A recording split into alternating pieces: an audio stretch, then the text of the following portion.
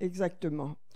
Alléluia. Donc ce matin, on va voir un petit peu quels sont les ingrédients du réveil, parce que le réveil arrive sur la France, il y a déjà des églises qui sont dans le réveil. Le réveil arrive, et qu'est-ce que c'est le réveil? De façon à ce que nous comprenions bien ce que c'est que d'être dans le réveil, n'est-ce pas? Donc on va prendre, en tous les cas, on va prendre quelques passages dans l'Écriture sur l'événement qui s'est produit à la Pentecôte, et pour cela on va prendre Acte 1, bien sûr, les actes des apôtres. Alléluia.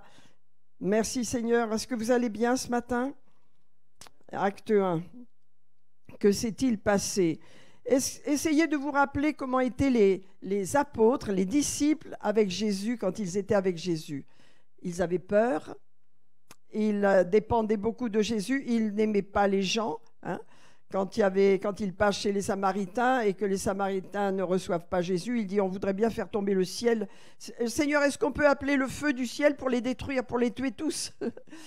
Et Jésus leur dit: vous ne savez pas de quel esprit vous êtes animés. Ils n'avaient pas d'amour, ni pour les gens, ni pour rien, à part pour Jésus et encore. Ils dépendaient de lui parce qu'il était puissant.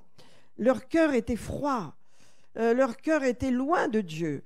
Ils suivaient Jésus, ils recevaient, ils savaient qu'il avait la parole de Dieu, mais eux, ils n'avaient pas vécu de transformation.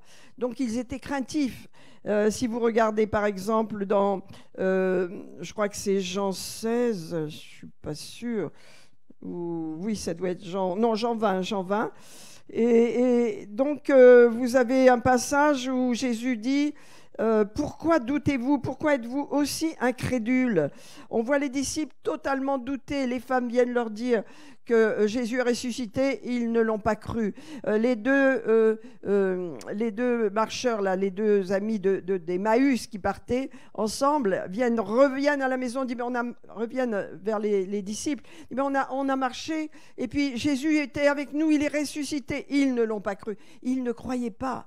Vous voyez, la foi n'avait pas de place dans leur cœur. Ils étaient dans la crainte, ils n'aimaient pas les gens, ils voulaient toujours éloigner l'aveugle. Oh, Seigneur, Seigneur, ils crient après Jésus: tais-toi, tu nous déranges. Vous vous rendez compte? Donc, on voit très bien le cœur des disciples. C'est important qu'on réalise ça. Regardons maintenant dans Actes. Ils ne croyaient pas parce qu'ils n'étaient pas remplis de l'Esprit. Mais quand vous voyez les Actes des apôtres, quand vous lisez après ce que Jésus a dit et Acte 2, vous voyez le changement, la transformation. Et c'est ça, vous voyez, qu'on a besoin le plus. Mais il nous faut faire quelque chose, parce que ça ne nous tombera pas comme ça. On a besoin d'ouvrir nos cœurs. Nous allons voir quelques points pour cela. Parce que lorsque Dieu voit que nous sommes animés d'amour pour lui, que notre amour pour lui grandisse, voilà, et d'amour pour les autres, et d'amour pour notre prochain. Et nous allons voir en quoi ça consiste. Avoir de l'amour pour notre prochain, c'est avoir de l'amour pour leur âme, afin qu'ils soient sauvés, parce que la mort, les gens qui meurent, eh bien, quand ils n'ont pas Jésus, ils ne vont pas au ciel, c'est sûr. Donc on a besoin d'avoir cette compassion. Tant qu'on ne l'a pas, on peut dire que le réveil est loin de nous. Et je prie vraiment que Dieu commence à travailler dans nos cœurs à ce sujet. Amour pour Jésus, amoureux de Jésus. L'épouse est amoureuse de Jésus. L'épouse veut vivre par Jésus et pour Jésus. C'est de l'amour, vous voyez, c'est pas de la religion. Si on a de la religion, on n'est pas dans l'épouse. L'épouse aime Jésus, l'aime de tout son cœur. Vous voyez, indépendamment de toutes les responsabilités qu'on peut avoir dans la vie, Jésus est en premier. La communion, la relation avec Jésus, c'est ce qui compte le plus dans la vie de ceux qui sont établis en épouse. Et donc Jésus va dire au verset 7, il va dire à ses disciples qui veulent savoir qu'est-ce qui va se passer à la fin des temps, il dit: ce n'est pas à vous de connaître ce qui va se passer. Des temps qui ont été fixés de la part du Père, et il a fixé de sa propre autorité. Mais maintenant, vous allez recevoir une puissance, le Saint-Esprit survenant sur vous. Et c'est ça la clé. On va voir tout à l'heure. Pourquoi? Parce qu'ils avaient déjà l'Esprit en eux. Survenant sur vous, et vous serez mes témoins. Vous serez témoins de ma vie et de ma mort, de ma résurrection, de ce que j'ai fait pour vous. Vous serez des témoins. C'est ce que le Saint-Esprit fait. Et quand l'Esprit de réveil arrive, c'est ce qui brûlera en nous. Et c'est ce qui va brûler en nous. Amen. Et ça, il faut vraiment en prendre conscience, que je veux vous parler ce matin de Pentecôte, que nous prenions conscience, que nous ayons cette soif de désir de recevoir plus de Dieu, d'avoir plus de Dieu, de façon à ce que notre amour se matérialise avec des jambes, pas uniquement des paroles, mais des jambes, que nous puissions aller vers notre prochain, qu'il y ait quelque chose qui se passe. Vous serez mes témoins. C'est ça, vous serez témoins de ce que j'ai fait, vous allez le partager, vous allez témoigner, et partout à Jérusalem, dans la Judée, en Samarie, et jusqu'aux extrémités de la terre. Et après avoir dit cela, il fut enlevé au ciel, hein, et pendant qu'ils le regardaient, une nuée le déroba à leurs yeux. Ça veut dire que Jésus avait terminé son ministère terrestre. Aujourd'hui, il est en train d'intercéder, il est dans son ministère d'intercesseur, dans son ministère de sacrificateur et d'intercesseur. Et il prie pour nous. Et je prie, Seigneur, que l'Église revive, soit revêtue de l'Esprit de Dieu pour aller dans sa mission. Amen. Aller dans la mission. Parce que, vous voyez, il s'est passé quelque chose entre acte 1 et acte 2. Vous voyez, Dieu ne vient pas dans le désordre. Le Saint-Esprit ne vient pas régner dans le désordre. Entre acte 1, alors Jésus est parti, ils sont vite tous allés, ils étaient plus de 500, hein, ils sont tous allés dans la chambre haute. Et Pierre s'est senti revêtu d'autorité, il a dit, on va mettre de l'ordre dans tout ça. Alors premièrement, il manque quelqu'un. Nous devrions être 12 apôtres, et vous savez que Judas est mort, il a trahi, il est allé se suicider. Maintenant, allez, on va élire quelqu'un afin qu'il prenne part et qu'il entre dans cette position puissante des 12 apôtres, témoins de la résurrection de Jésus. Et vous savez que c'est Matthias qui a été élu. Et donc l'ordre est en train de revenir. Voilà, parce que Dieu n'agit pas dans le désordre. Pour que l'esprit de réveil vienne, l'ordre de Dieu arrive et que le chaos puisse être vraiment ordonné. Donc voilà, et ils se mettent tous dans la prière. Et ils étaient plus de 500, mais vous savez que les 500 n'ont pas tenu. À la fin, ils sont restés 120. Ça veut dire qu'il y a une persévérance. Quel est notre cœur? Est-ce que nous pourrions tenir, nous aussi? Est-ce que les choses de la terre, de ce monde nous attirent tellement que nous négligeons l'appel de Dieu dans nos cœurs? Quand Dieu nous appelle à prier, nous appelle à la réunion, nous appelle, qu'est-ce qu'on fait? Quelles sont les lumières auxquelles nous obéissons? Parce que là, de 500, ils sont passés à 120. Mais les 120, c'était les bons. C'était ceux qui ont tenu, c'était ceux qui étaient là, c'était ceux qui aimaient Jésus et qui attendaient quelque chose. Et mes amis, on a besoin d'attendre quelque chose de Dieu de plus. C'est pourquoi je vous dis cela ce matin. C'est pourquoi je vous parle de ce réveil qu'il y a eu à Jérusalem et partout. Parce qu'on a besoin de dire, voilà Seigneur, nous en sommes là. Ok, on fait notre part, bien sûr, mais on veut plus, on veut plus. C'est ça le sujet de mon message ce matin. Prendre conscience qu'on a besoin de plus. Et pour cela, bien sûr qu'il faut faire quelque chose. S'il n'y a pas de sacrifice dans nos vies, il n'y a pas de puissance. Alléluia. Vous savez, être un sacrificateur, le sacrificateur, il offre des sacrifices à Dieu. Et quand il n'y a plus de sacrifices, eh bien, il n'y a que de la religion, mais il n'y a pas de puissance. Les sacrifices, c'est notre vie que nous offrons à Dieu, afin qu'il puisse l'utiliser, afin qu'il puisse faire au travers de nous ce qui lui est important. Donc, ils ont tiré au sort, et c'est Matthias qui a été élu, et ils ont persévéré dans la prière. Et regardez acte 2, le jour de la Pentecôte, ils étaient tous ensemble. Et ça, c'est la clé. Amen. Ensemble, unis, dans le même lieu, ils avaient un même but, ils avaient une même pensée, ils étaient unis. Et tout à coup, il vint du ciel un bruit comme celui d'un vent impétueux, et il remplit toute la maison où ils étaient assis, et des langues semblables à des langues de feu leur apparurent, séparées les unes des autres, et se posèrent sur chacun d'eux. Et ils furent tous, mes amis, ils furent tous remplis. Amen. Remplis, alléluia, du Saint-Esprit, et se mirent à parler en d'autres langues, selon que l'Esprit leur donnait de s'exprimer. Tous, les 120, les femmes, les hommes, ont été remplis du Saint-Esprit, et ils ont parlé en langue. Amen. Ils ont parlé en langue, parce que la langue de la Pentecôte, c'est une langue nouvelle que Dieu nous a donnée pour être équipés et pour l'utiliser, pas pour la mettre de côté. Amen. Donc, qu'est-ce que c'est qu'ils ont reçu? Des langues de feu. Ils ont reçu un feu. Un feu. Vous savez, Jean-Baptiste a dit quelque chose d'intéressant. Il a dit, Jean-Baptiste, moi je vous baptise d'eau. Mais il vient celui qui est plus puissant que moi, il vient après moi, celui qui est plus puissant que moi. Alors moi je vous baptise d'eau pour vous amener à la repentance, dit Jean-Baptiste, mais celui qui vient après moi, il vous baptisera du Saint-Esprit et de feu. Amen. De feu, le feu du Saint-Esprit. Alléluia. Et il dit, je ne suis pas digne de porter ses souliers. Lui, il vous baptisera du Saint-Esprit et de feu. Et voyez, c'est une autre démarche. On a le Saint-Esprit, nous avons tous le Saint-Esprit. Nous parlons en langue ici, tout le monde parle en langue. Et vous devrez parler en langue, j'espère. Mais il y a le feu qui vient. Amen. Dieu veut nous donner un baptême de feu. Et c'est ça le réveil. Quand le réveil vient, il y a le baptême de feu. Le réveil vient quand le baptême de feu. Et je voudrais vous dire une chose, mes amis, c'est que qu'est-ce que c'est l'évangile? Qu'est-ce qu'il nous a ouvert comme porte? L'évangile nous a dit, tu aimes Dieu, Dieu t'aime, d'accord? Voilà ce qu'il a fait pour toi, maintenant tu aimes Dieu en retour. Aime Dieu et aime les gens. Aime Dieu, aime les gens. Aime Dieu, aime les gens. Amen. C'est ça l'évangile. Aimer Dieu, aimer les gens. Comment est-ce que c'est qu'aimer les gens? Leur dire bonjour gentiment? Non, c'est partager l'évangile avec eux. C'est les guérir, c'est leur imposer les mains, c'est chasser les démons, c'est libérer la puissance de Dieu, avoir compassion d'eux. Tant qu'on n'a pas ça dans notre cœur, on est très loin du réveil. Et Dieu veut nous baptiser dans l'amour, l'amour pour Jésus et l'amour pour les gens. Et les gens, ils ont besoin de Jésus.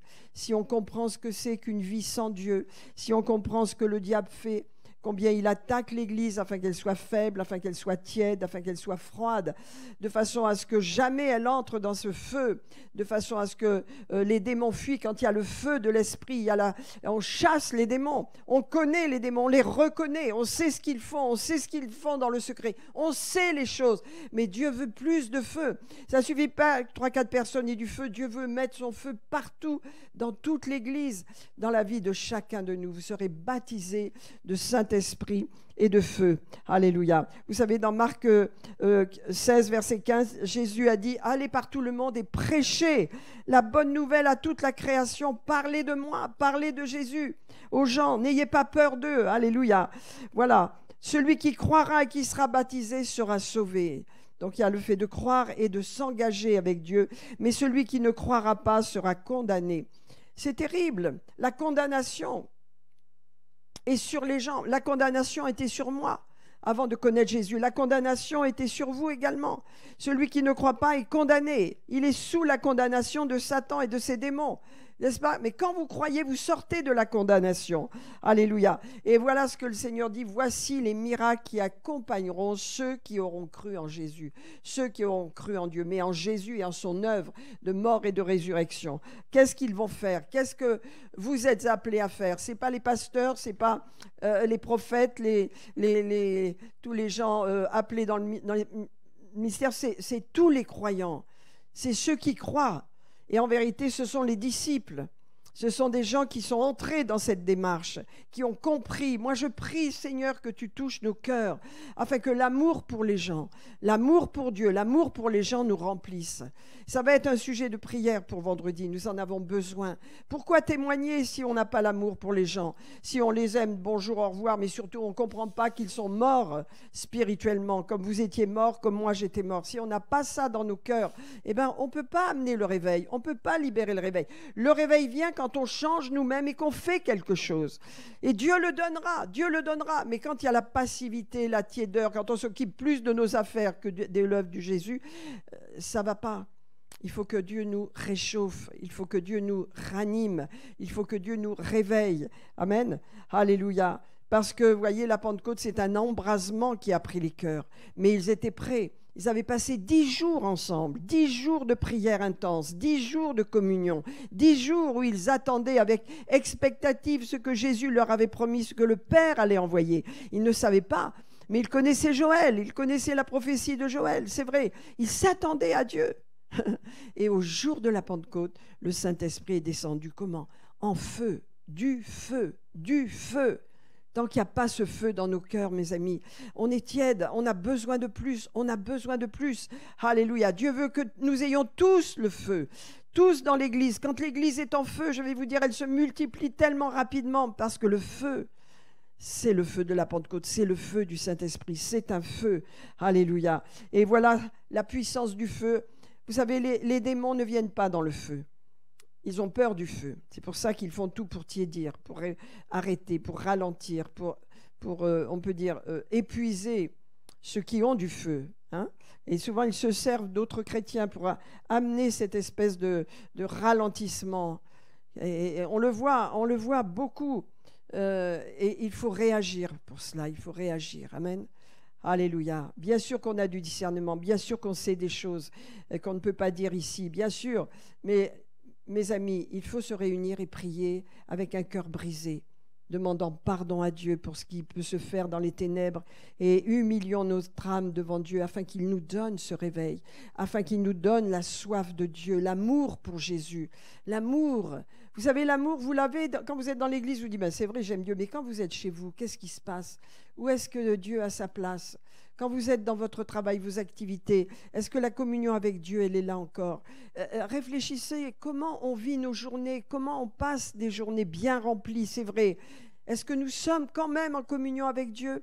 Est-ce que quand on a un moment, on est dans la prière, on parle à Dieu de nos problèmes, de nos situations, vous savez, prier sans cesse, c'est être toujours en communion avec Dieu. Alléluia. Donc, vous voyez, cette puissance, elle va se manifester sur les démons. Elle va se manifester sur les malades. Elle va se manifester sur tout ce qui vient contre les croyants. Allez, regardez, voici les miracles. Ils vont accompagner ceux qui ont cru. C'est vous, mes amis, c'est moi, c'est tout le monde. Simple miracle. Il suffit d'imposer vos mains. Il suffit de parler aux gens. Il suffit de chasser les démons. Alléluia. Les démons sont à chasser. On n'a pas besoin de discuter avec eux. On a à les identifier, à les chasser. Ils chasseront, c'est une onction qui vient par le Saint-Esprit, n'est-ce pas? Regardez, ils chasseront les démons en mon nom. Ils parleront de nouvelles langues. Et s'ils saisiront des serpents, s'ils boivent un breuvage mortel, il ne leur fera pas de mal. Et ils imposeront les mains aux malades. Les malades seront guéris. Ça, c'est l'œuvre de Jésus. Amen. Ça, c'est ceux qui ont cru. C'est la puissance du Saint-Esprit. Quand le Saint-Esprit est descendu, voilà l'œuvre qu'il a fait. Le Saint-Esprit dans la vie de tous ces gens qui étaient là. Et on voit que Pierre, qui avait peur, qui a trahi Jésus, ben vous le savez bien, n'est-ce pas? Il s'est levé avec audace, il s'est levé avec puissance, et il a vu la corrélation qu'il y avait entre Joël chapitre 2 et avec l'événement qu'il venait de vivre. Et il explique bien. Voilà, c'est exactement ce qui s'est passé. C'est la promesse qui a été donnée à Joël. Et il la nomme, la promesse. Et il dit... alors, je vais vous la lire quand même, parce qu'elle est quand même extraordinaire. Où je l'ai mise là, excusez-moi. Voilà. Après cela, alors pourquoi c'est intéressant de lire Joël, le prophète Joël? Parce que Israël a passé beaucoup de difficultés. Israël a été dans le désert, Israël a été dans le manque de tout. Il y avait plus rien ne produisait. Israël était vraiment, les Hébreux étaient vraiment dans le manque. Ils avaient faim, ils avaient soif, ils n'étaient pas satisfaits, ils produisaient rien, rien ne marchait, rien n'allait. Et donc le Seigneur dit, après que vous ayez été éprouvés, je vais répandre mon esprit sur toute chair. Après cela, après les épreuves, après les difficultés. Or, nous sommes dans une période, mes amis, où ces choses sont là. Aujourd'hui, les choses sont là. Il y a des problèmes, il y a des difficultés. Ça ne va pas s'arranger. Et il y a des situations qui sont difficiles pour l'humanité aujourd'hui. Il y a la guerre. On ne sait pas jusqu'où ça va aller, cette guerre. Il y a des problèmes économiques. Il y a les gens qui se plaignent de tous les côtés. Il y a les attaques contre les enfants. Il y a les attaques contre le genre humain. Nous sommes dans un monde qui n'est pas béni. La malédiction est sur cette humanité. Parce que les lois qui sont prises, la direction qui est prise est à l'opposé de la bénédiction de Dieu. Mais mes amis, à cause de cela, dit, je vais répandre mon esprit sur toute chair. Je vais répandre mon esprit. Après cela, pendant cette période difficile, mon esprit va être sur vous. Mon esprit va être répandu sur toute chair. Et il dit, voilà, vos fils et vos filles prophétiseront, vos vieillards auront des songes et vos jeunes gens des visions. Même sur mes serviteurs et sur mes servantes, je répandrai de mon esprit. Vous pouvez voir que le Saint-Esprit est sur vous. Vous savez que le Saint-Esprit, premièrement, quand vous vous convertissez, il est en vous. Hein. Vous avez ça dans Jean 4, chapitre 4, hein, c'est Jésus qui dit à la Samaritaine, hein, celui qui boira de l'eau que je lui donnerai, eh bien, n'aura jamais soif, car l'eau que je lui donnerai deviendra en lui, c'est ça la conversion. Vous naissez de nouveau, le Saint-Esprit vient vivre en vous. Donc l'eau que je lui donnerai deviendra en lui une source de vie qui jaillira jusque dans la vie éternelle. Jean 4, 4, donc c'est puissant, c'est ça, c'est là qu'on démarre notre vie chrétienne. Mais en plus, Dieu veut nous donner plus. Et ça, ensuite, c'est l'expérience de Pentecôte. Ils en avaient besoin, nous en avons besoin. Et quand on est baptisé du Saint-Esprit, on chasse les démons, on guérit les malades, on prêche l'Évangile, on a du zèle. C'est pourquoi on a besoin vraiment de faire lever cette couverture de paralysie qui est sur l'Église, avec ce monde qui est entré dans l'Église, de façon à ce que ce zèle vienne, que le feu descende sur nous. Alléluia. Parce que Jésus a dit, vous voyez, j'ai allumé un feu. J'ai allumé un feu. L'Évangile est un feu. Et pourquoi je ne veux pas me décourager? Parce qu'il est allumé et ce feu a démarré maintenant. Alléluia. Il disait ça il y a 2000 ans. Et qu'ai-je à craindre s'il n'est pas démarré? Il est démarré. Il y a un feu. Et c'est le feu de l'Évangile. Alléluia. Le feu de l'Évangile brûle. Alléluia. Jésus a dit dans Luc 12, voilà, je lis ce verset exactement 49, « Je suis venu jeter un feu sur la terre. Et qu'ai-je à désirer s'il est déjà allumé ?» Amen. C'est le feu de l'Évangile. Et le feu d'Évangile, vous voyez, il bouleverse les gens, il bouleverse ta vie, il transforme ta vie. Il t'appelle à des responsabilités. Tu sens que tu as besoin de prendre des responsabilités. Tu sais que Dieu t'appelle. Et il t'appelle à prendre ta place, il t'appelle à faire ta part, il t'appelle à la mission. Alléluia. Alors regardez, on va voir 4 points, 4 choses importantes pour des ingrédients pour le réveil spirituel. Il y a 4 points importants qu'il nous faut étudier tout simplement, et simplement regarder dans nos cœurs où est-ce qu'on en est nous-mêmes. Le premier point, c'est est-ce que j'ai faim et soif de Dieu? Ou est-ce que j'ai tellement d'autres choses dans ma vie que Dieu fait partie de toutes ces choses que j'ai? Et vous voyez, quand on a faim et soif de Dieu, eh bien, ça déclenche quelque chose de surnaturel dans notre vie. Et le réveil vient toujours par des hommes et des femmes qui ont faim et soif de Dieu. Ils veulent le voir agir. Ils recherchent sa présence. La faim et la soif de Dieu est une clé pour le réveil. On n'a jamais vu de réveil dans la tiédeur généralisée où les gens n'ont envie de rien, n'ont besoin de rien, ils ne recherchent rien. La faim et la soif, amen, de Dieu, c'est le qualificatif pour un réveil spirituel, pour que le Saint-Esprit vienne sur nous, pour que le Saint-Esprit nous transforme. Alléluia. Est-ce que j'ai faim de Dieu? Est-ce que j'ai envie de passer du temps avec lui, d'avoir sa présence? Est-ce que je recherche le Seigneur? Est-ce que j'ai soif et faim de lui? Vous savez, spirituellement, on a un être, notre être spirituel, on l'appelle l'homme intérieur, il est éternel, il ne mourra jamais. Votre être intérieur, votre homme intérieur ne mourra jamais. Eh bien, il a des yeux, cet homme intérieur, il a des oreilles, il a une bouche et il a également des émotions. Il ressent, c'est votre esprit, il est doué, il est puissant, votre esprit. Et votre esprit, alléluia, il est dit que il y a un feu qui va animer votre esprit là, à l'intérieur de vous. Et c'est pourquoi, alléluia, il est dit que c'est au travers de ce feu-là que vous allez pouvoir aimer Dieu bien plus que vous l'aimez aujourd'hui et que vous allez aimer votre prochain avec compassion. Jésus avait compassion parce qu'il était dans la communion avec son Père. Nous avons besoin de retrouver cette dimension. Les ingrédients du réveil, il y en a 4 principalement, je pense, oui. Eh bien, le premier, c'est vraiment la faim et la soif de Dieu. Alors, je sais que nous aimons le Seigneur. Amen. Vous qui êtes là, vous aimez Jésus, j'en suis sûre. Nous aimons Jésus. Amen. Mais il y a une faim qui vient, la faim de la parole, la faim de savoir qu'est-ce qu'il y a, la nourriture. Vous savez, il y a des gens qui disent « Oh, moi je voudrais une parole, je voudrais que Dieu me parle ». Et ils n'ouvrent pas leur Bible de la semaine, ils ne savent pas ce qu'il est écrit. Dieu parle dans sa parole. C'est le premier point par lequel il nous parle, c'est il nous parle dans sa parole. Et si vous avez envie d'une parole, si vous avez envie d'une direction, allez à la parole de Dieu. Ouvrez votre Bible tous les jours, lisez-vous, non pas dans n'importe comment, mais suivez vraiment un programme et essayez de lire au moins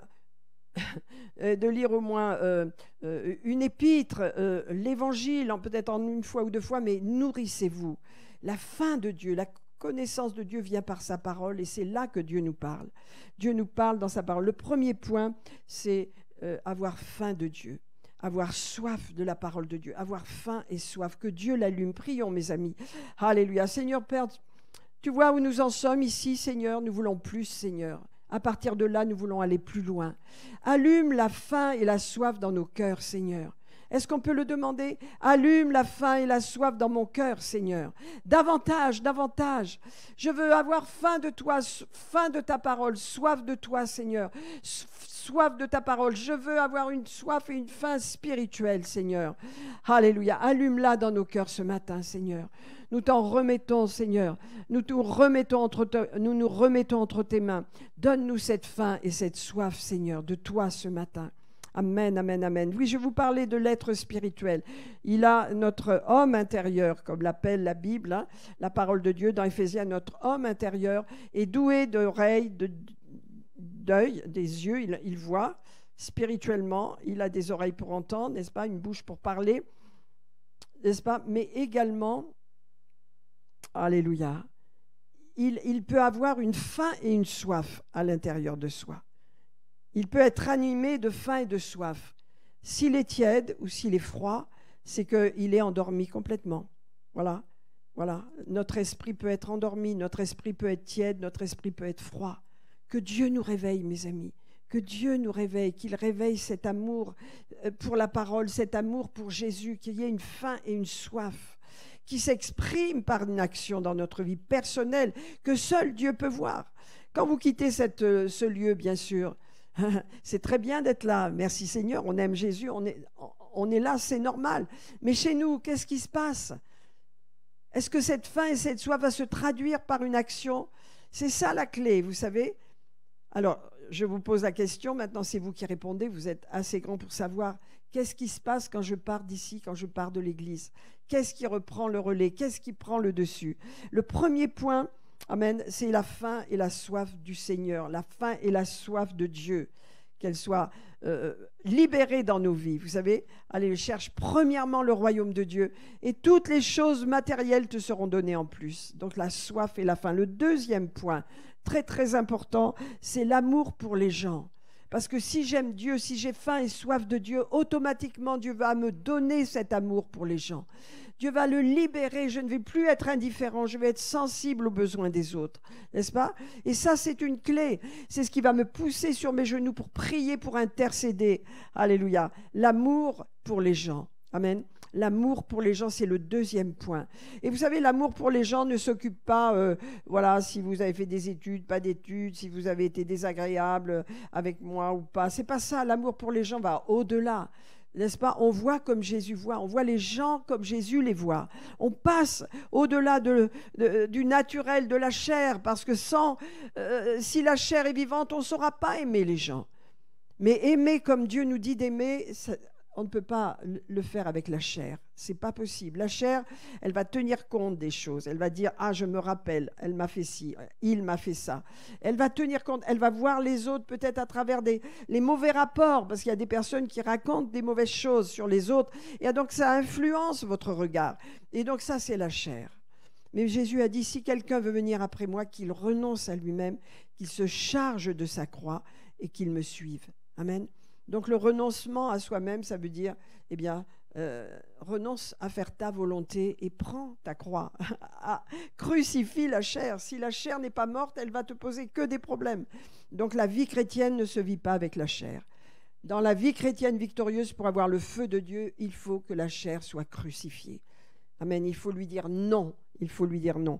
Amen. Alors regardez, le deuxième point pour un réveil, le premier c'est la faim et la soif de Dieu, ça commence là, que Dieu l'allume, que Dieu l'allume. Le deuxième point c'est l'amour pour les gens, comme Dieu le fait, sans la chair, l'amour qui fait que je vais prier pour toi, je veux faire quelque chose pour toi, je veux t'aider, je veux être là. Ça passe au-delà des considérations de la chair. Amen. Le troisième ingrédient qui est très important, c'est la foi. Si on n'a pas de foi, si notre foi n'est pas activée, et ça a un rapport avec la parole de Dieu, parce qu'on vit tous des épreuves, on vit tous des situations plus ou moins difficiles. Comment est-ce qu'on les vit? Si on les vit dans le naturel, ça ne portera pas de fruits. Mais quand on les vit dans la foi, alors on voit la sortie du tunnel. La foi est l'ingrédient de clé vraiment pour un réveil. Amen. La foi vient de ce qu'on entend. Et ce qu'on entend vient de la parole de Dieu. La parole de Dieu est porteuse de la foi. Amen. Et donc la foi, qu'est-ce qu'elle fait? Elle ne ressent pas, elle croit.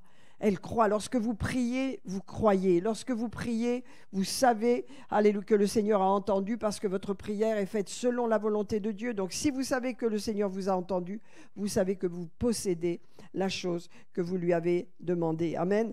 Alléluia. Donc voyez, la foi, c'est vraiment l'ingrédient pour la victoire. Parce que la foi, on ne peut jamais avoir la foi dans l'échec. On ne peut jamais avoir la foi et tomber. On ne peut jamais avoir la foi et aller dans les situations de désespoir. Non, la foi vous donne toujours la victoire. La foi vous assure la victoire. La victoire qui triomphe du monde, c'est notre foi. C'est pourquoi la foi est basée sur la parole de Dieu, sur ce que Dieu a dit, pas sur ce que vous sentez, pas sur ce que vous voyez. Mais lorsque la foi est libérée, ça plaît à Dieu. Vous êtes agréable à Dieu. Amen. Et la foi, vous voyez, elle marche avec la patience, parce qu'on n'obtient pas toujours, tout de suite, ce que l'on croit. Mais ce que Dieu veut voir, c'est ce que l'on croit. Et c'est pourquoi vous verrez toujours que le modèle, c'est Abraham. Romains 4, Abraham n'a pas considéré son corps, il n'a pas considéré qu'il avait 100 ans et que sa femme n'était plus en état d'avoir des enfants. Non, mais il a cru, il a donné gloire à Dieu, il a rendu gloire à Dieu, alléluia, et il a été fortifié par la foi. La foi rend gloire à Dieu quand les choses n'avancent pas. Quand les choses ne se font pas, la foi rend gloire à Dieu. Ça veut dire quoi? Loue le Seigneur. On loue le Seigneur. Merci Seigneur. Alléluia, c'est accompli, c'est fait, tu l'as fait. Je le crois. Merci Seigneur, je te loue. C'est la foi. Et la foi plaît à Dieu. Alléluia. C'est pourquoi Jésus a dit, sans la foi, il est impossible d'être agréable à Dieu. Mais avec la foi, tu vas être agréable à Dieu. Alors, ton accomplissement peut prendre du temps, mais tandis que tu es dans la foi, eh bien, tu es sûr d'avoir ce que tu as demandé. La foi plaît à Dieu. La foi est toujours basée sur la victoire. Alléluia. Je crois, et donc je verrai la gloire de Dieu. Si tu crois, tu verras la gloire de Dieu. Amen. C'est ce que fait la foi. Et donc la foi est un ingrédient du réveil, que Dieu réveille nos cœurs, que Dieu ranime nos cœurs, amen, afin que nous ayons faim et soif de Dieu, alléluia, afin que nous ayons un désir de bénir et d'aider les gens. Et troisièmement, afin que notre foi soit activée, quels que soient les domaines dans lesquels nous l'utilisons, amen. Vous avez tous des problèmes personnels, moi aussi, chacun a des domaines où les choses ne sont pas comme on voudrait, ne se passe pas comme on voudrait. C'est là que la foi entre en action. C'est là que vous avez besoin de saisir la parole et de prendre un verset. Sur quel verset tu te tiens? Il faut se tenir sur une parole. Une parole de façon à ce que la situation s'ouvre, parce que la parole, c'est l'épée de l'esprit. Et lorsqu'on a un combat de foi, un combat de foi, est-ce qu'on a une parole pour se battre? Ou est-ce qu'on, voilà, je crois que Dieu fait quelque chose, j'ai prié. Il te faut une parole. C'est la parole de Dieu qui est l'épée de l'esprit, c'est la parole de Dieu qui va ouvrir les portes. Amen. Donc le troisième ingrédient, c'est la foi. Et le quatrième, c'est obéir à la grande mission. Et je vous l'ai lu, la grande mission, c'est amener le royaume de Dieu sur la terre. C'est chasser les démons, c'est bénir les gens, c'est prier pour les malades, c'est parler de nouvelles langues, c'est libérer tous les miracles que le Seigneur a donnés. Alors, on va lire quelques points maintenant, de façon à ce qu'on se rende compte comment étaient les disciples. Parce que dès que l'Église est née, après la Pentecôte, les gens ont été remplis de feu. Voilà, c'était la première expérience qu'ils avaient comme cela. Et donc l'Église a commencé à grandir. Pierre a prêché, 3000 personnes se sont données. C'était la Pentecôte, Pierre était en feu, les gens étaient dans le feu.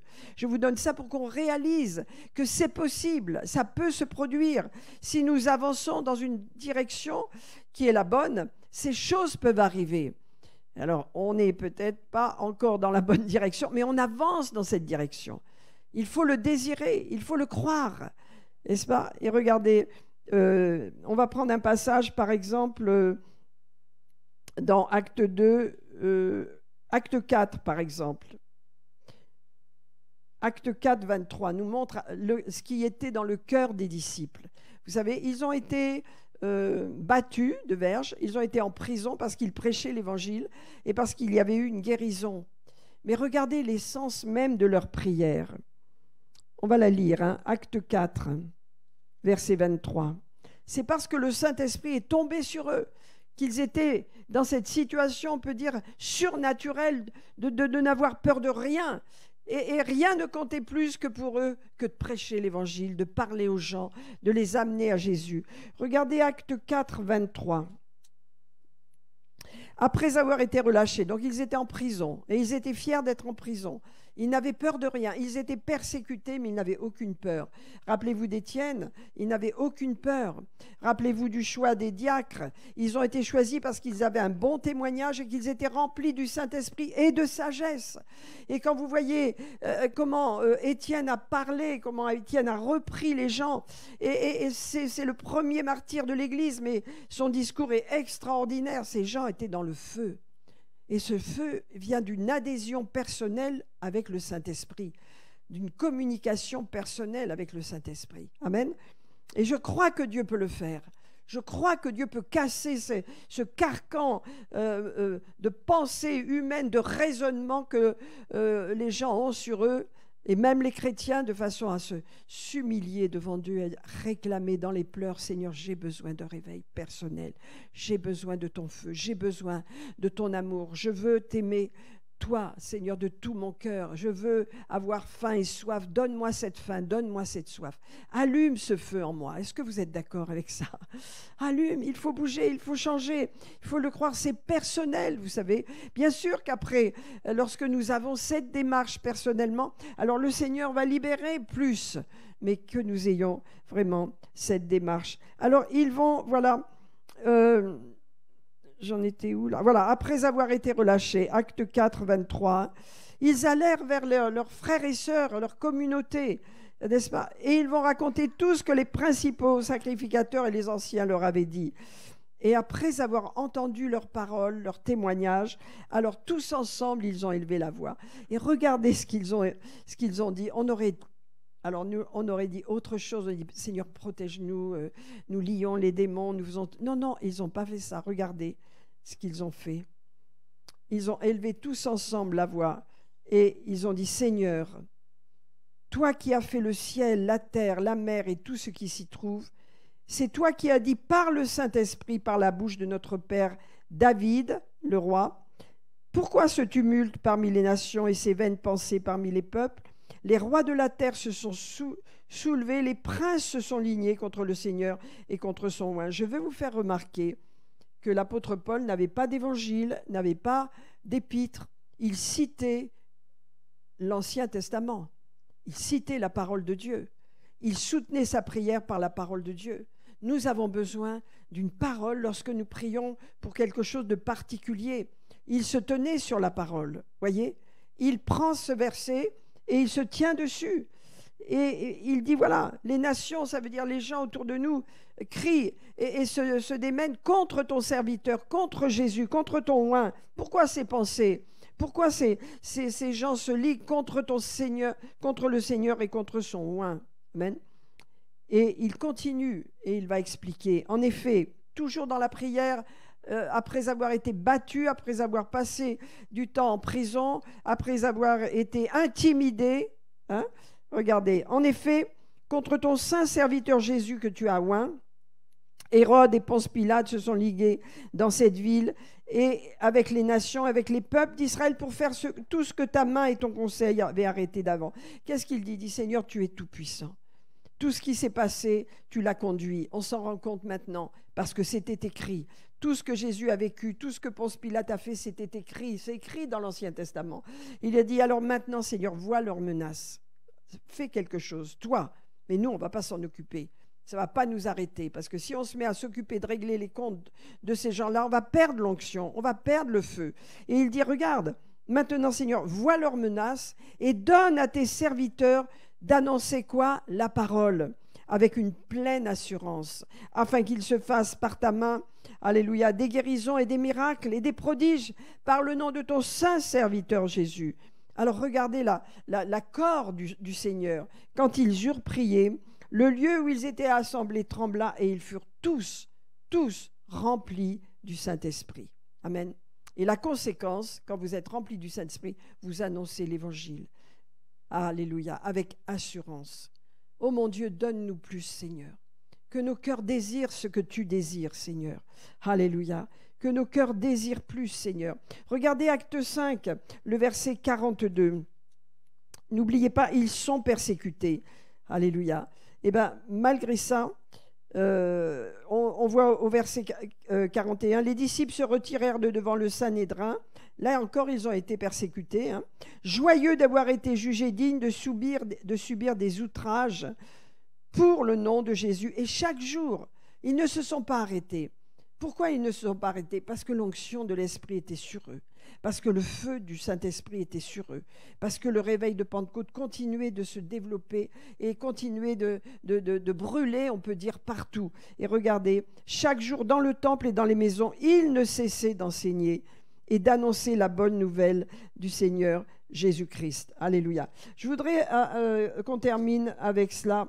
Vous avez dans Acte 8... Verset 4, ceux qui avaient été dispersés par la persécution d'Étienne. Donc, il y avait de quoi avoir peur. Ça ne les a pas arrêtés. Ils ne se sont pas arrêtés. Ne vous arrêtez pas, mes amis. Si vous avez l'habitude de témoigner, de parler, même de donner des tracts, ne vous arrêtez pas. Faites-le. Faites-le. Vous ne savez pas ce que Dieu peut faire au travers de ce que vous donnez, de ce que vous dites. Parce que Dieu cherche vraiment des hommes et des femmes qui vont partager quelque chose. Peut-être vous êtes mal à l'aise pour parler, alors donnez les tracts. On a toutes sortes de tracts. Utilisez ce qu'on a, mais faites-le. Pourquoi? Ils ne se sont pas arrêtés. Et le feu a continué parce qu'ils ne se sont pas arrêtés. Regardez, dans Acte 8, le verset 4 nous dit que ceux qui avaient été dispersés allaient de lieu en lieu, annonçant la bonne nouvelle de la parole de Dieu. Ils ne se sont pas arrêtés, ils n'avaient pas peur. Et Philippe va aller prêcher dans la ville de Samarie.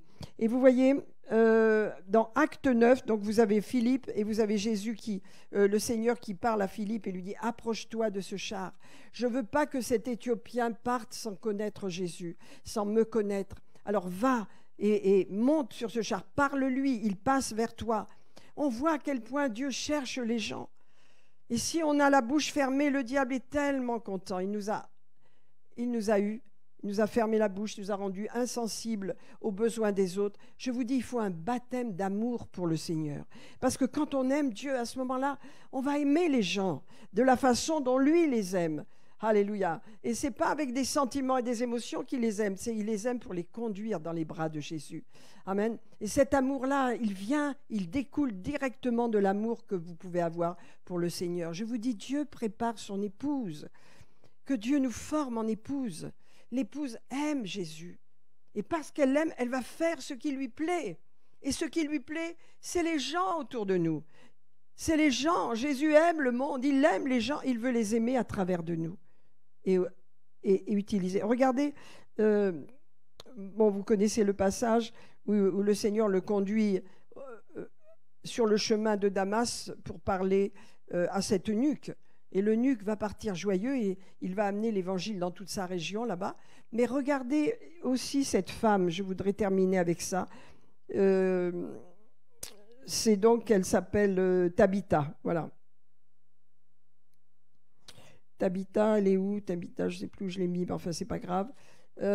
Quand vous regardez le passage, vous découvrez que Tabitha était une disciple. Elle était une disciple, ça veut dire qu'elle prêchait l'évangile, ça veut dire qu'elle priait pour les malades, ça veut dire qu'elle était active. Mais aussi, dans sa communauté, elle aimait sa communauté, elle faisait des œuvres. Ça veut dire qu'elle leur faisait des vêtements, elle faisait toutes sortes de choses parce qu'elle aimait sa communauté.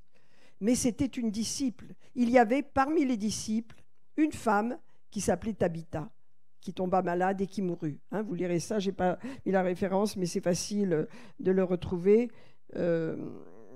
Voilà. Oui, c'est acte 9. Hein, acte 9.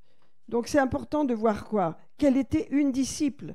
Et ça touche, vous voyez, parce que Pierre se promène dans la région et il va visiter les disciples et il fait des miracles. Il y a un paralytique qui est relevé, qui est guéri, donc il fait toutes sortes de choses formidables. Et donc la communauté n'accepte pas la mort prématurée de Tabitha, c'est-à-dire Dorcas. Elle était disciple. C'était une disciple. Les disciples font des choses. Les disciples amènent les gens à Christ. Les disciples aiment la communauté. Elle faisait non seulement, elle était une disciple, mais elle faisait également beaucoup d'œuvres. J'aimerais que... est-ce que je vais la retrouver là? Voilà. Regardez, c'était à Jopé. Parmi les disciples, est-ce que vous pouvez le lire? Acte 9, 36. Il y avait cette femme. Vous savez, quand on est disciple de Jésus-Christ, on n'est pas un chrétien comme tout le monde. Un disciple, il a un cœur différent. Il a un cœur différent. Amen. Vous avez la même chose avec Ananias, à Damas aussi. Ananias, le Seigneur lui dit, lève-toi Ananias, va dans la rue, la 9e, là, et va voir Saul et impose-lui les mains. Fait que, oh mais Seigneur, il veut nous tuer, il veut tuer tous les chrétiens, regarde le mal qu'il a fait. Oui, mais je l'ai choisi, vas-y, il y va. Ça veut dire le Seigneur a directement accès à son disciple ou à sa disciple. Directement accès. Voilà. Ça, c'est le Saint-Esprit. Et le Saint-Esprit, vous voyez, en nous poussera toujours à faire ce qui plaît à Jésus. Et faire ce qui plaît à Jésus, c'est mettre des jambes à notre foi. C'est bouger. C'est pas uniquement être assis, vous savez, le canapé, la vidéo et YouTube, c'est pas ça du tout. Hein. C'est mettre des jambes à notre foi. Agir dehors, faire ce qu'il faut. Regardez, on va rester avec Tabitha et puis je vais m'arrêter, on va prier. Il y avait donc cette femme qui s'appelait Tabitha, qui était une disciple et qui faisait beaucoup de bonnes œuvres et d'aumônes. Voilà, elle était engagée, elle donnait. Elle aimait Dieu de tout son cœur, elle donnait. Et quand elle est morte, sa communauté a dit non, je refuse. Nous refusons de perdre ce disciple. Elle est trop précieuse. C'est quelqu'un, on ne veut pas. Alors, un chrétien meurt, on va l'enterrer. Hein. Mais cette femme-là, Dorcas, non, on ne veut pas qu'elle meure. Elle est trop précieuse, elle nous a rendu trop de services. C'est quelqu'un, non, elle meurt prématurément, il y a un problème là. Allez chercher Pierre. Toute la communauté entoure cette femme et dit non, on ne veut pas de cette mort. Moi, je suis émerveillée par cette foi. Ses œuvres parlent pour elle. Elle était disciple, parmi les disciples, elle prêchait l'évangile, elle bénissait les gens, elle chassait les démons, elle guérissait les malades et elle faisait pour sa communauté tellement de bonnes choses pour les chrétiens. Elle avait compassion des chrétiens. Amen. Compassion des gens, compassion des chrétiens. Et à cause de ça, ils ont dit non, mais on ne veut pas qu'elle meure. Regardez. Comme Lyde était près de Jopé, les disciples, ayant appris que Pierre s'y trouvait, envoyèrent 2 hommes pour venir prier pour elle. Elle était morte, il l'avait mise sur son lit de mort, il l'avait changée. Vous voyez, elle était prête pour partir dans l'éternité, pour être enterrée, en fin de compte. Hein. Mais eux, ils ont dit non, on ne veut pas. On ne veut pas qu'elle soit... Ils croyaient dans la résurrection. Voilà. Ils ont dit, cette mort, nous n'en voulons pas. Le Seigneur les regardait. Hein. Vous savez, Dieu nous regarde. Qu'est-ce qu'on croit? Qu'est-ce qu'on pense? Qu'est-ce qu'on parle? C'est très important, nos paroles. C'est très important ce que l'on dit. C'est très important ce que l'on croit. On peut donner des forces à Satan en parlant comme lui, en déclarant exactement ce qu'il veut, ce qu'on déclare, et on le fortifie. Mais lorsqu'on se tient dans la foi, allez, on se tient toujours sur la parole de Dieu et Dieu nous regarde et il met en action les anges, il met en action l'exaucement. Amen. Ces gens-là, ils ont été touchés par cette disciple. Et comme lorsqu'il y a des disciples dans une communauté, il y a une bénédiction dans la communauté. Hein? Une bénédiction parce que les disciples sont non seulement engagés pour sauver, guérir, chasser les démons, mais également pour faire du bien à leur communauté. Et grâce à ça, ils sont venus. Pierre est venu et il a libéré la puissance de résurrection. Et Dorcas a été rendue à tous. Elle a continué d'être une disciple. La mort prématurée, ils ne l'ont pas acceptée. Et je vous le dis, c'est très important. N'acceptez pas des choses, bien sûr, il y a des situations différentes, hein, mais la mort prématurée n'est pas de Dieu, sauf quelquefois, il y a des situations que le Seigneur laisse couler parce qu'il y a d'autres problèmes, mais en général, là, c'était une mort que la communauté entière a refusée. Et c'est beau. Pourquoi? Parce qu'ils étaient remplis du Saint-Esprit, parce qu'un disciple est rempli du Saint-Esprit, parce que cette femme disciple faisait les œuvres que Jésus voulait qu'il fasse et qu'elle était une bénédiction non seulement pour le monde autour d'elle, mais pour sa communauté. Lorsque le feu de Dieu, je termine, hein, les 4 points que je vous ai dit, lorsque le feu de Dieu vient dans notre vie, premièrement, il ranime notre amour pour le Seigneur, afin que nous ayons faim et soif. Je vous rappelle, votre esprit, votre homme intérieur, et comme votre être extérieur, il a des yeux, il a des oreilles, il a une bouche, et également, il a des désirs, il a besoin d'être nourri, il a faim et il a soif, votre être intérieur, votre esprit immortel qui ira vers Dieu. Il a faim et il a soif. De quoi?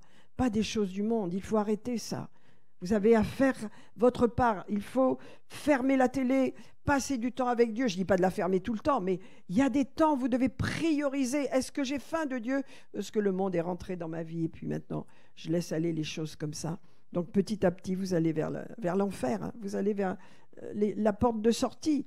Parce que aujourd'hui, on ne peut pas faire la moitié des choses. On est soit à Jésus, soit on n'est pas à Jésus. Dieu nous veut entièrement. Dieu nous cherche. Il veut une épouse. Il veut quelqu'un qui l'aime. Il veut que notre cœur déborde d'amour pour lui afin que nous ayons faim et soif. Et à partir de là, cet amour que nous avons pour le Seigneur va être transformé en amour pour les gens. Compassion des âmes, le désir d'accomplir la grande mission. Amen. Et pour cela, bien sûr, il nous faudra la foi. Et la foi, elle est établie sur la faim et la soif de la parole de Dieu. Amen. Alors je termine avec cela, mes amis. Alléluia. Jésus a dit, celui qui boira de l'eau que je lui donnerai n'aura jamais soif, car l'eau que je lui donnerai, alléluia, deviendra en lui une source de vie. Alléluia. Jusque dans la vie éternelle. En nous. Est-ce que quelqu'un, alléluia, n'a pas cette source de vie en lui? Amen. Est-ce que vous avez tous reçu Jésus dans votre cœur? Parce que la source de vie, alléluia, elle vient comme cela. Est-ce que Jésus est là? Est-ce que vous voulez Jésus? Est-ce que vous avez envie de l'avoir dans votre cœur? En vous, alléluia. Et après d'avoir la puissance du Saint-Esprit sur vous. Si quelqu'un veut Jésus, si quelqu'un a besoin du Seigneur ce matin, alléluia, on va faire cet appel parce que vous savez, c'est peut-être une occasion particulière, mais c'est une occasion grave, importante. Il y a quelqu'un qui n'a pas ouvert son cœur et qui n'est pas, vraiment ne fait pas partie de la famille de Dieu. S'il y a quelqu'un dont la vie a besoin d'être transformée, si quelqu'un veut recevoir Jésus dans son cœur, avoir une communion avec le Seigneur, avoir ses péchés pardonnés, recevoir une vie nouvelle, n'hésitez pas à lever votre main. Je prierai pour vous. Vous l'avez reçu, madame. Déjà. Il y a quelqu'un d'autre? Amen. Je fais cet appel, c'est important. Merci Seigneur. Gloire à Dieu. Alléluia. Alors une fois que vous êtes nés de nouveau, que vous avez Dieu en vous, eh bien, le Saint-Esprit viendra sur vous. Amen. Alors on va prier. Alléluia. Embrasse-nous, Seigneur. Amen. Rappelez-vous de ces 4 points, je vous les répète.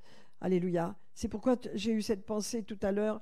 Là où nous en sommes, regardons où nous en sommes pour faire un pas de plus, pour avancer. Je dis bien, c'est petit à petit, hein. On avance, mais on a besoin que Dieu allume cet amour dans nos cœurs pour lui, intensément. L'amour pour les âmes, l'amour pour le Seigneur, cette faim et soif. Est-ce que vous me suivez?